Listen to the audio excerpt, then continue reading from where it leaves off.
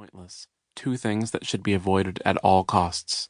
But the Baudelaire orphans barely glanced at the other children, keeping their eyes on the mossy bricks below them.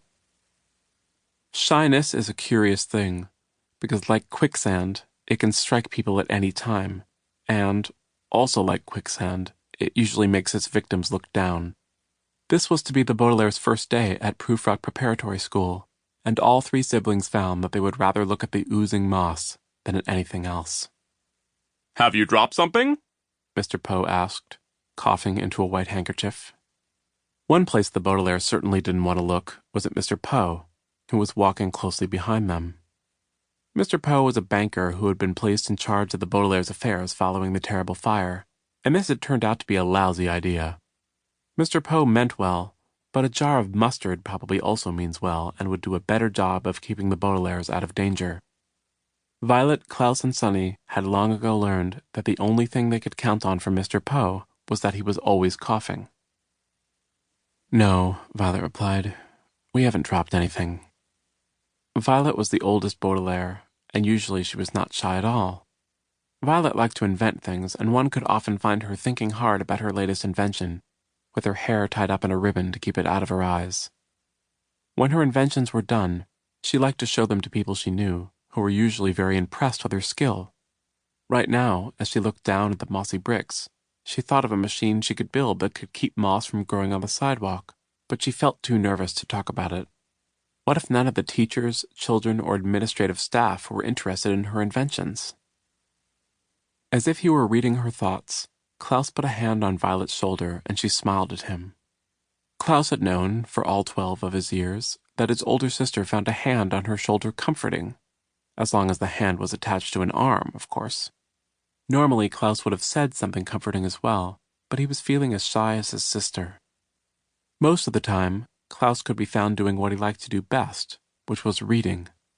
Some mornings one could find him in bed with his glasses on because he had been reading so late that he was too tired to take them off. Klaus looked down at the sidewalk and remembered a book he had read called Moss Mysteries, but he felt too shy to bring it up. What if Prufrock Preparatory School had nothing good to read? Sunny, the youngest Baudelaire, looked up at her siblings, and Violet smiled and picked her up. This was easy to do, because Sunny was a baby and only a little bit larger than a loaf of bread. Sunny was also too nervous to say anything, although it was often difficult to understand what she said when she did speak up.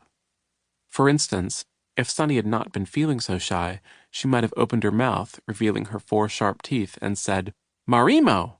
which may have meant, "I hope there are plenty of things to bite at school, because biting things is one of my favorite things to do." "I know why you're all so quiet," Mr. Poe said. "It's because you're excited, and I don't blame you. I always wanted to go to boarding school when I was younger, but I never had the chance. I'm a little jealous of you, if you want to know the truth." The Baudelaires looked at one another. The fact that Prufrock Preparatory School was a boarding school was the part that made them feel the most nervous.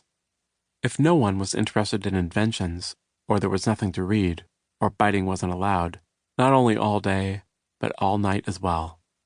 The siblings wished that if Mr. Poe were really jealous of them, he would attend Prufrock Preparatory School himself, and they could work at the bank.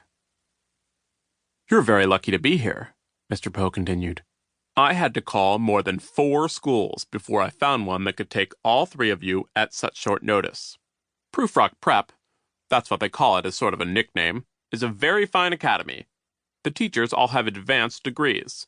The dormitory rooms are all finely furnished. And most important of all, there is an advanced computer system which will keep Count Olaf away from you. Vice Principal Nero told me that Count Olaf's complete description, everything from his one long eyebrow to the tattoo of an eye on his left ankle, has been programmed into the computer. So you 3 should be safe here for the next several years." "But how can a computer keep Count Olaf away?" Violet asked in a puzzled voice, still looking down at the ground. "It's an advanced computer," Mr. Poe said, as if the word advanced were a proper explanation instead of a word meaning having attained advancement. "Don't worry your little heads about Count Olaf. Vice Principal Nero has promised me that he will keep a close eye on you. After all, a school as advanced as Prufrock Prep wouldn't allow people to simply run around loose." "Move, cake sniffers!" the rude, violent, and filthy little girl said as she dashed by them again.